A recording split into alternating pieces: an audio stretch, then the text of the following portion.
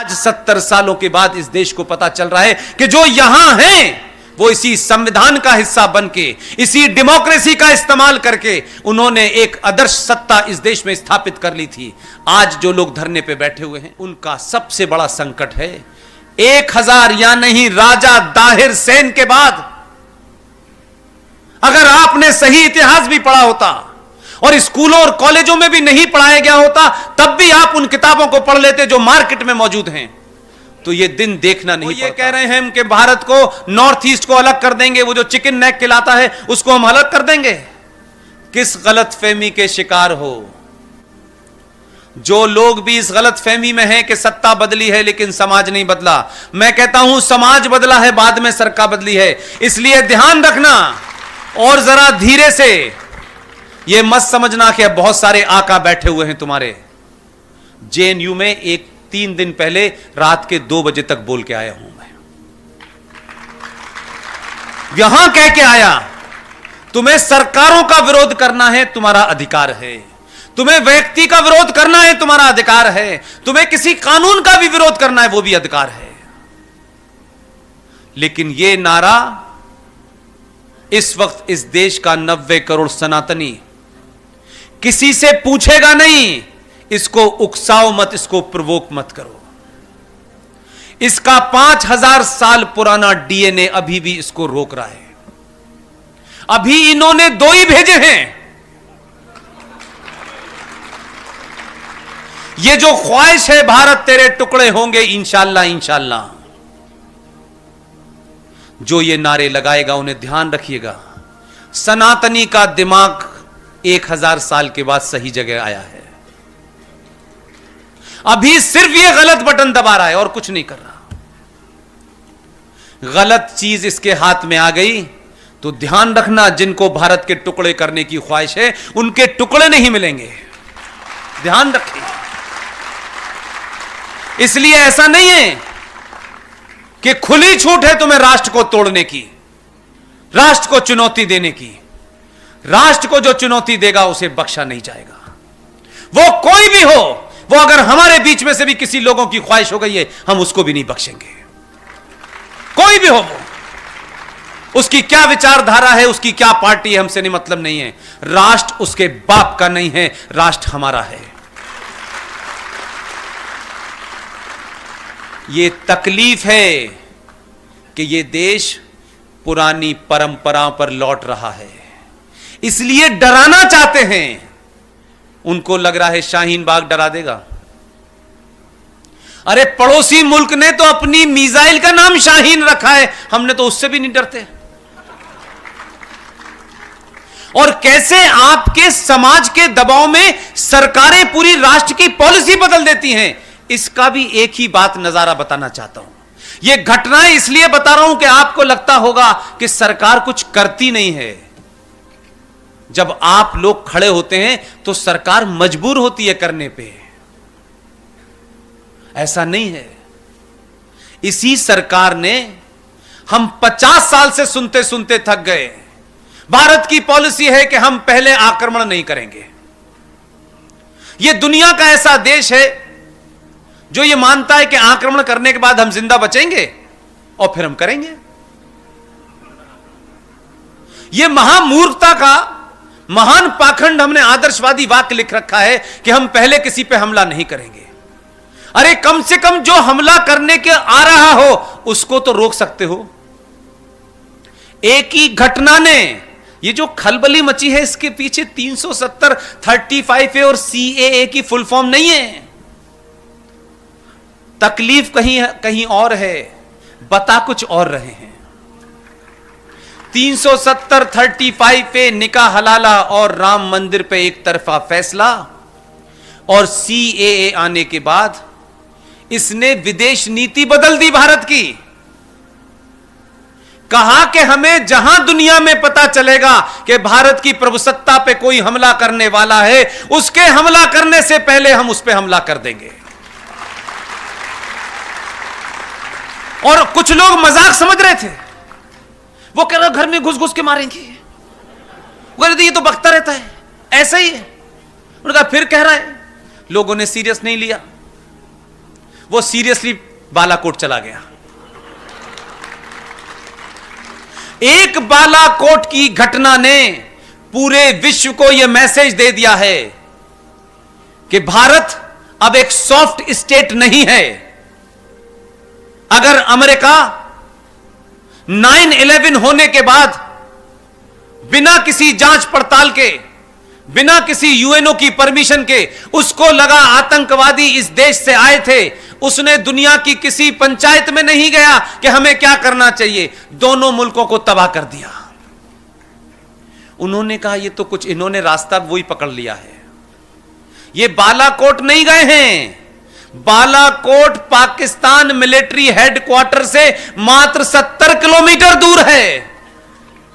ये करके चले गए, तब उन्हें पता चला क्या करा इन्होंने। ये डर इसलिए है कि आपने तमाम ऐसे आदर्श वाक्य जो खामखा लिख रखे थे, जिसका कोई अर्थ नहीं था, आपने कहा जो जिस भाषा को समझेगा उसे उसी भाषा में जवाब दिया जाएगा। और यह बदलाव ऐसे नहीं हुआ। आप यह मत समझिए कि आपके देश को इतना ताकतवर हो गया कि पूरी दुनिया खामोश है। छोटी छोटी बात कैसे बदलती है, यह संतों से सीखिए। हो सकता है यह संत, मैं दिनेश जी को उसमें से माइनस कर देता हूं, मेरी भाषा ना बोलें, लेकिन यह पहले ऐसे संत में देख रहा हूं कि इनका हाथ और मुंह दोनों एक साथ चलते हैं।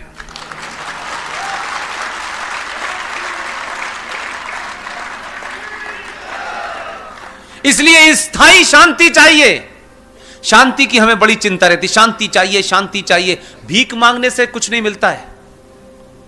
अगर स्थायी शांति चाहिए तो समय समय पर शक्ति का प्रदर्शन करते रहिए। दुनिया आपको स्थायी शांति देगी। एक छोटी सी घटना ने पूरे देश दुनिया की साइक आपके प्रति कैसे बदली है, क्योंकि आपने उस पुरुषार्थ को दिखाया है जिसके आप वंशज हैं। इस देश में हजारों राष्ट्राध्यक्ष इस देश में आते थे, उन्हें ताजमहल घुमाया जाता था, उन्हें कुतुब मीनार बताई जाती थी।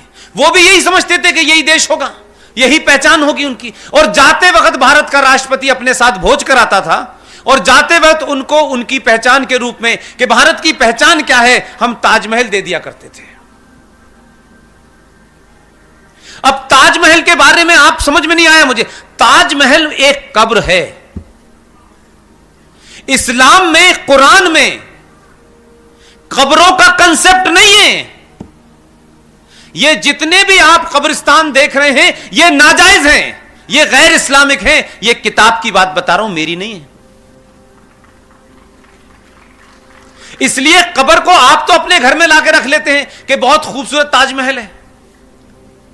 और आप तमाम बहनों से एक बात जरूर कहता हूं, जब शादी हो जाए तो पति से जरूर पूछिएगा ये बात कि भाई यह हमें बताओ, हमने तुमसे मोहब्बत की, शादी की, हमारे अंदर बड़ा प्यार है, अच्छी खासी ठीक ठाक शादी होने के बाद ताजमहल दिखाने क्यों ले जाते हो? यहां पे तुम्हारी इच्छा क्या है? तुम क्या बताना चाहते हो? यहां क्यों लाए हो तुम हमें? और आप ताजमहल दिखाने ले जाते हैं। अभी जिंदगी के 2 दिन नहीं जिए होते, कहते हैं तुम्हारी याद में भी बनवाऊंगा। और ताजमहल लाके घर पर रख लेते हैं, बेचारी उसी से डरती रहती। उसको समझ ही नहीं आता मसला क्या है। पति का फंडा क्लियर है, इस बेचारी का क्लियर नहीं है। इसलिए मुसलमानों ने इस गैर इस्लामिक चीज पे कभी सवाल इसलिए नहीं खड़ा किया, उनका एजेंडा जा रहा था दुनिया के बाहर कि भारत की पहचान ताजमहल है। इसलिए मैंने कहा आपका बदलाव, आपकी सोच के बदलाव ने सत्ता पे बैठने वालों को यह मजबूर कर दिया कि वो सच बात कहें। और अगर किसी को लगता है कि कोई वोट बैंक उनसे नाराज हो जाएगा, तो फिर अगले 50 साल तक 90 करोड़ हिंदुओं को वोट बैंक बनने में क्या बुराई है। वोट बैंक हम भी रहेंगे, जाओ जिसको जो करना है। अगर वोट बैंक का ही झगड़ा है तो हमसे बड़ा वोट बैंक कौन होगा? आपका आदमी राष्ट्रपति भवन गया, होमवर्क पूरा करता है, यही उसकी तारीफ मैं करता हूं। और देश में पहला प्रधानमंत्री इसलिए शायद उसका अच्छा होमवर्क है कि 15 साल की ठीक ठाक ट्रेनिंग लेके गया है गुजरात से। अब तक इस देश में हवाई जहाज उड़ाते उड़ाते लोग प्रधानमंत्री बने, उन्हें पता ही नहीं था करना क्या है। पायलट थे, जहाज चलाते चलाते देश चलाने लगे। किसी की पुत्री थी इसलिए प्रधानमंत्री बनी। एक सोते रहते थे हमेशा प्रधानमंत्री बनके। कलाकार इस देश में बने इसलिए इस समाज को, 5000 साल पुरानी सभ्यता को लोग सीरियस ही नहीं समझते थे। कहते अगर उस देश के प्रधानमंत्रियों का यह हाल है तो समाज का क्या होगा। लिहाजा वो शख्स राष्ट्रपति भवन गया। राष्ट्रपति से उसने एक ही सवाल पूछा कि भारत राष्ट्र की पहचान के नाम पर हम दुनिया में आने वाले राष्ट्राध्यक्ष, प्रेसिडेंट, प्राइम मिनिस्टर्स को क्या देते हैं। वो पुराने खाटी कांग्रेसी थे। उन्होंने कहा ताजमहल दिया जाता है। उसने कहा ताजमहल भारत की पहचान कब से हुई। उसने कहा यही दिया जा रहा है। उसने कहा बंद कर दीजिए। पूरे इंतजाम से किया। सनातनियों को अपना होमवर्क मजबूत करना चाहिए। बिना जाने बिना पढ़े कोई राय मत बनाइए, और नहीं पता है तो जो जानकार है उससे पूछ लीजिए। इसमें कोई शर्म की बात नहीं है कि जिस विषय पे आप नहीं जानते हैं उसी पे आप नोबेल प्राइज विनर हो जाते हैं। हमें आदत है हर चीज पे बोलने की बिना जाने भी।